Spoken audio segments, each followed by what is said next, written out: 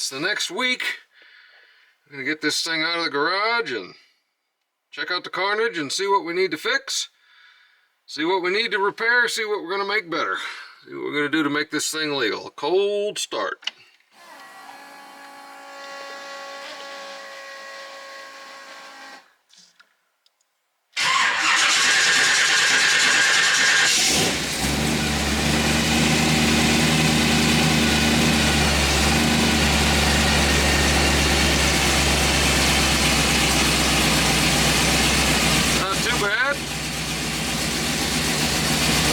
For a little bit.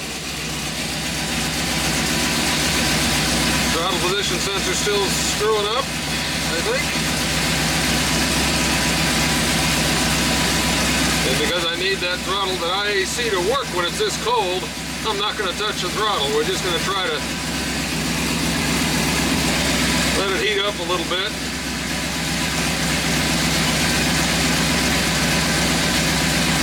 Still don't trust that coolant temperature sensor.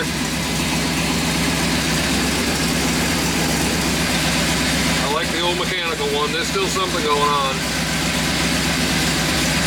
Alternator's charging great though. Manifold air temperature's about right.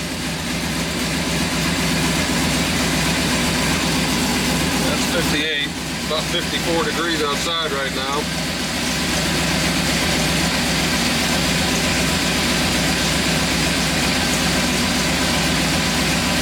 Good oil pressure. Alright, let's see if we can get it out of this garage before I gas myself. Side pipe, make it a little tough. Yeah, still moves, which is nice. Dust. The dust these side pipes kick up. Hilarious.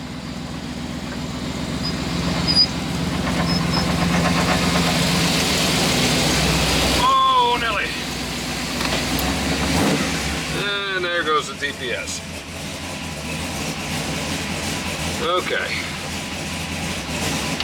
We don't want to heat it up too much anyway. So, where are we? We are back after last week at the drags, which was the best and worst possible case. Car ran a lot better than I expected it would. So if nothing else had happened, it was going to have to get a roll bar because I think it's going to be able to easily get into the low 11s, possibly the high 10s. But as you saw in last week's video, which I'll try to link somewhere there, we tore up the rear end. These street rod suspensions are not apparently designed to handle big torque and slicks. So I stopped at one of our local fabrication shops, Madman and Company race cars down in Port Allen. Talked to him on Monday. Seems like a real cool dude. Had some really neat stuff in the shop. But I got in his queue, so hopefully first of the year sometime, this is going in for a full custom ladder bar, more different coilovers, fully adjustable coilovers for the rear end, plus a 6-point roll bar to make it legal down to 10.0. And that'll make my mom happy. And the ladder bars will make me happy because they should be a little better than this street rod suspension at handling what I can do to it now. Beyond that, like I said, I'm still struggling with the throttle position sensor wonkiness.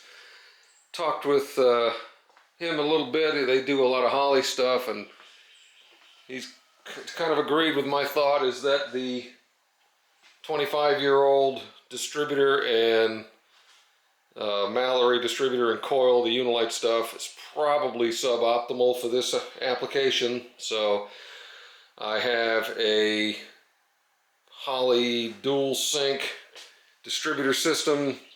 Got all the parts except the distributor. That's on back order. Should be here in a week or two to convert this over to brand new stuff, new plug wires, new distributor, new everything, so that the Holley can fully run this system. And we got the old MSD blaster coil that everybody seems to have decent luck with these systems. to try to just eliminate the last electrical thing. And on top of that, if I can get it to work, the Holley will be able to take care of all of the timing. So I'll have fully computer adjustable timing on top of everything. So if I need to tweak, if I'm shooting for an index at some point, I'll be able to back a few degrees of timing out of it with the computer and slow it down or whatever, which will be kind of cool. A few other things. Obviously, this seat is not going to work. I noticed that immediately when I put the helmet on because my head was smashed up against the roof. And so we've got to do something different there. Beyond the fact that with a 6-point roll bar and 5-point harness that's required, unfortunately this seat can't function in the new system. So I've got a Kirky race seat, new mounts. He's going to do all of the seat belts and all that stuff. He's going to do all of that when he does the roll bar, so I won't worry about that. But I would like to get the seat in to get it positioned where I need it, because that will allow him to properly put the roll bar in to make sure that everything's going to work, and then I'll worry about the passenger seat after that. See what we're going to do there. The other thing, below 1150 you need a fire jacket, so I bought a little lightweight fire jacket to be legal there. And additionally, in the NHRA rules, when you start potentially running under 11.0, you need an SFI spec crank balancer in the front, and this is original to the engine from 1995. It is not SFI spec. So $460 later, I've got a fluid damper that I now need to install, and that will take care of that. So that's the best and the worst. The best is it was a lot quicker than I had expected it to be, but the worst is it now requires another $7,000 or $9,000 worth of crap in order to be legal and safe and strong enough to do what I want. But what the hell, it's only money at this point. The first thing I think I want to do, though, I want to get it up in the air, get the wheels off of it. Hopefully they come off. They're kind of, it's sitting about 1.5 inches, 2 inches lower than it was because of the folded up suspension. I think they'll come off. But once I get those off, I think I'm going to try to straighten out the lower 4-link mounts a little bit so that if the transmission comes in at some point, I can actually get that in there and just kind of drive it around really lightly to make sure that everything there works before, you know, just putting it into a bunch of broken stuff that I can't test. So that's what we're going to be doing today. I think we're going to try to straighten the suspension out first. Then we may pull the seat and see where this thing is going to go. So, onward. Alright, wheels came off, no issue. Looks like we scuffed them a little bit in here. See anything major, but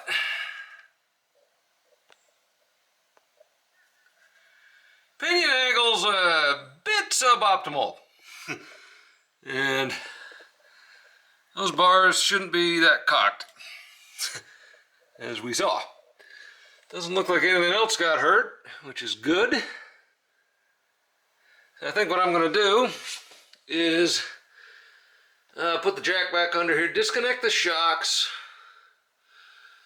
I don't know, I think I'm going to leave the sway bar and the upper link in. I'm going to disconnect the shocks, see if I can get that out of there, see how badly bent they are.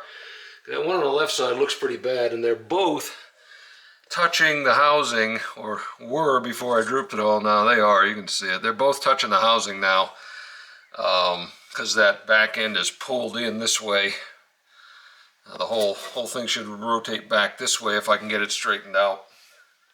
So we're going to disconnect the shocks, the coilovers, and get them out of there. Probably pull them down from the top too. And then, let's see. Yeah, we will see what else we need to do here. And we'll probably try to get these bars out of the bottom and then hit it with the pounder and see what we got. So, shocks coming off. All right.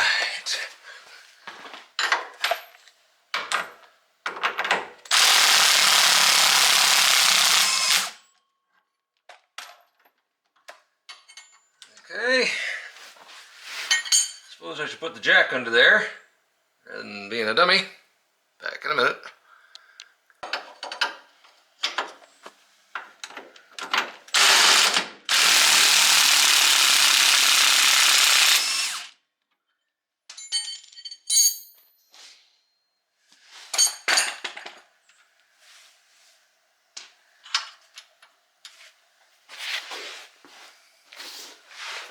Alright, now that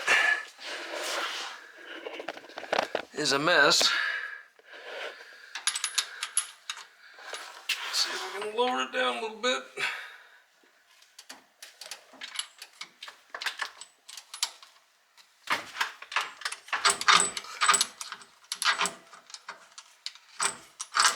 There it is. Okay. That's one.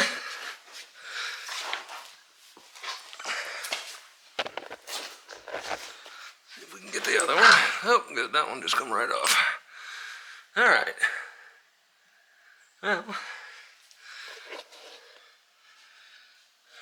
Well, shocks may have lived. We'll see when we get them completely off. But they're getting replaced with new coilovers that hopefully will be mounted something like that rather than at an angle for better control. And yeah, a little lighter spring rate. So anyway, alright, well that's off. Now I guess we're going to get them out at the top, which again looks to be some 15/16. Just clear up as much room as possible, because I'm going to need, this is really I think a better view of how screwed up this really is. That's supposed to be in line over here with these holes. And yeah, torque. Alright, well, they don't look too bad, although I noticed I'm missing a washer on one of them. That's probably me from not installing it right. Yeah, they look pretty good. Nothing's really cut up. The bushings are okay. They look basically straight. So they'll certainly work if I can get the rear end arms straightened out for puttering around a little bit. They ain't gonna cut it for racing, but they'll be good enough for that once we get it going. Still debating if I want to take the sway bar out.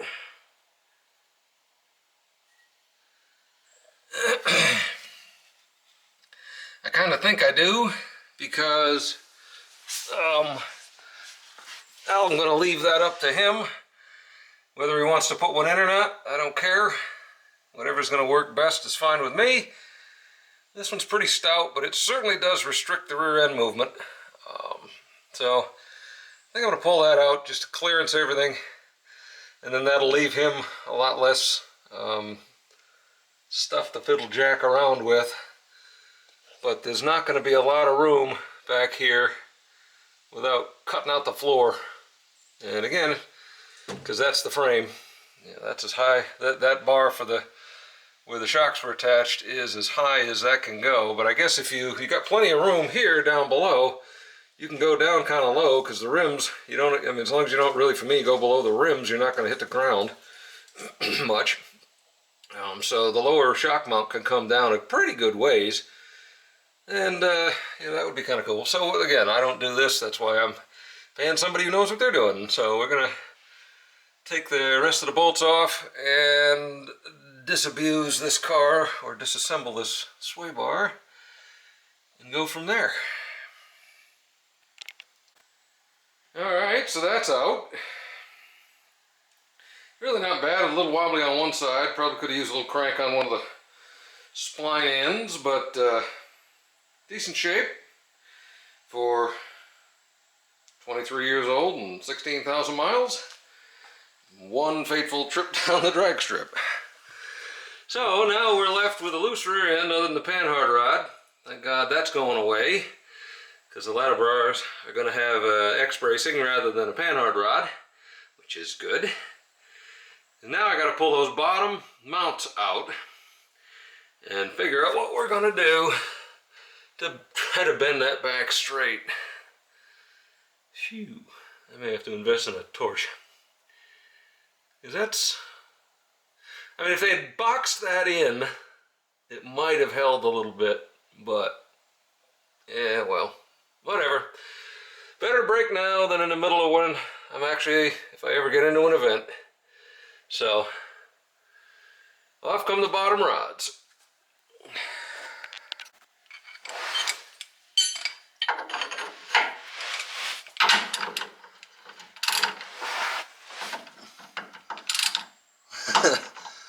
Oh boy, that bend in the metal has made it so this socket doesn't really want to grab.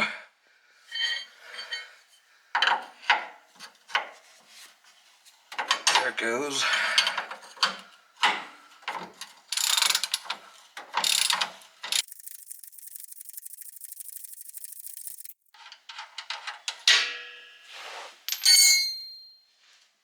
Oh boy.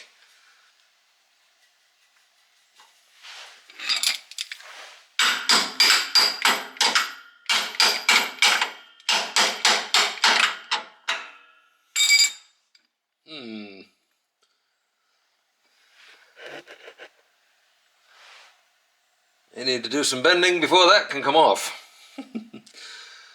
Yeah. Have to think about this one.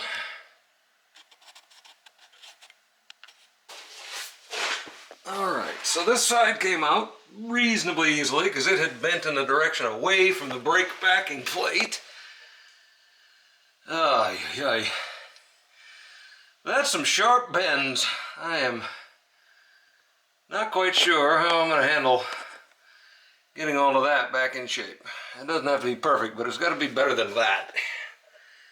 Because I got to get that pinion angle down. And yeah, it's not going to cut it. So, yeah, I can't shorten up the top rod so much and change the wheelbase and all that. It's just not going to work. But I'm going to go, yeah, I got to go a long way. I'm going to go see if I can pry a bit on that inner ear on that passenger side and free it up to where I can get that rod out of it, to get the bar out of there. And then we'll go from there. Okay, so it's out. And I have to say it's disappointingly easy to move.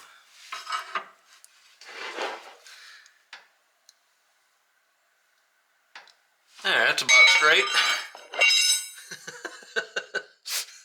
I'm just going to untwist it. Good Lord. It's funny, I looked up the instruction books for this frame because TCI still produces it. And it's a great frame for this kind of thing. 35 to 40 or something like that, Fords.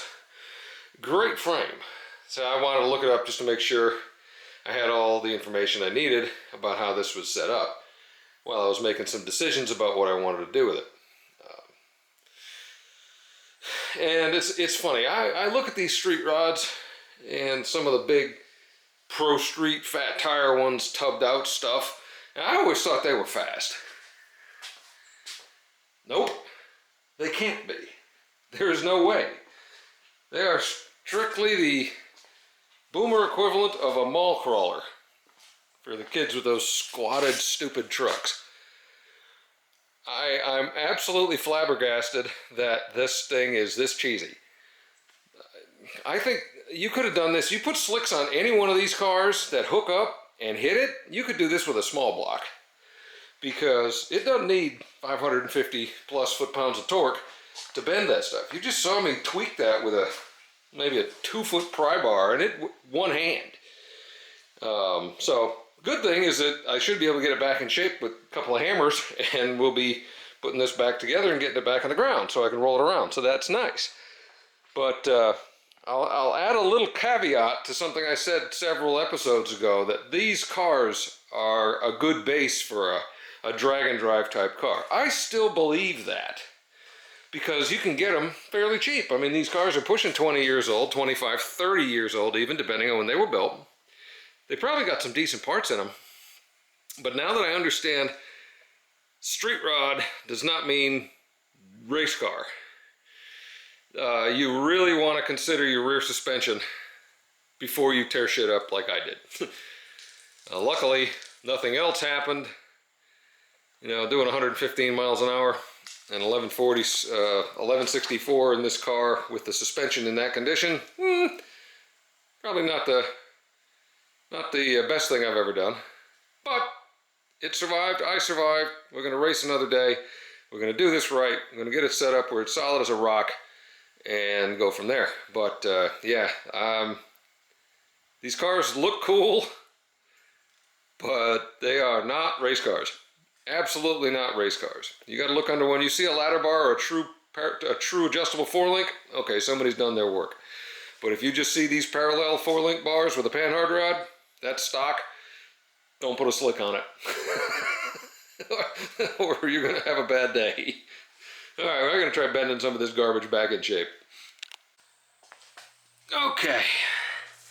After a substantial amount of wailing, both on it and at it, it isn't great, but the bars are generally in line with where they're supposed to be now, which I think will be good enough until we get this thing to the chassis shop and have it completely redone, because he's going to cut all of this stuff off the rear end, cut the ends off, do the full slide over brackets, and get this thing set up properly so that we don't do this again. I'm going to have to get rid of my fuel line because he may need to weld up in there, putting the new front brackets on.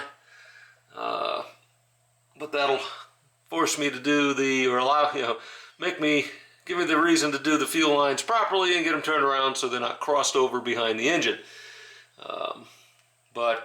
Yeah, so it wasn't too easy because of some of the kinks in these things, and the bushings were just junk. They got ruined in the incident. So it's back together enough where I can probably drive it a little bit without worrying too much about pinion angle and whatnot. Let's see what that's back to now. Yeah, a little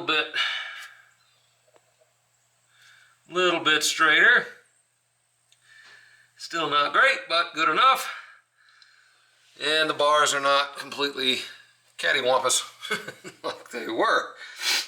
So, phew. Okay, so we're going to get the shocks back on, see what that's going to look like. And then I'm probably going to put the street tires back on it just to get them on. And yeah, I don't know. That was annoying, and I think I reefed on my shoulder a little bit trying to bend all that garbage, but I think we've got it back where it's tolerable until she gets into the shop. So I'm gonna get the shocks back on, get the wheels back on it, and get it on the ground, see how she looks. Alright, well, she is back on the ground. Looks about right. Obviously, not terribly good for anything serious, but we are back to where we can drive it a little bit and not worry about tearing up the rear end of the U-joints. So that will be good for the rest of the little stuff I need to do, like getting the seat out of it and putting the new seat in it and whatnot. Then I'm going to have to strip all the carpet out. I'll put it back in eventually, but he obviously is going to need all the carpet out. I'm probably going to end up having to take...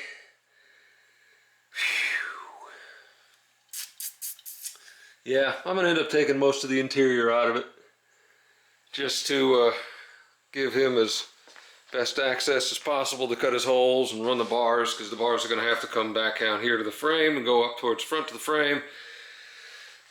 He's going to do swing out door bars, so if I just want to drive it like I'm going to, you'll be able to take the door bars out and it won't be so obnoxious getting in and out. because that regular bar is probably going to be back here, and that bar is going to come across just about the whole door. So, phew, we're getting there again. That might be all I get done today. It was a little more taxing than I had hoped, but she still runs. A couple of months she'll be ready for the treks for real. And hopefully we won't fold up any more parts. But we didn't do any serious damage. Ran a nice 1164 to 115. So even with everything folded up, so I can't be much happier with that. And I think we're gonna end it off there for today. Maybe I'll do another one tomorrow. We'll see once I start pulling the interior out. Hope you all are having a good day. Talk to y'all later.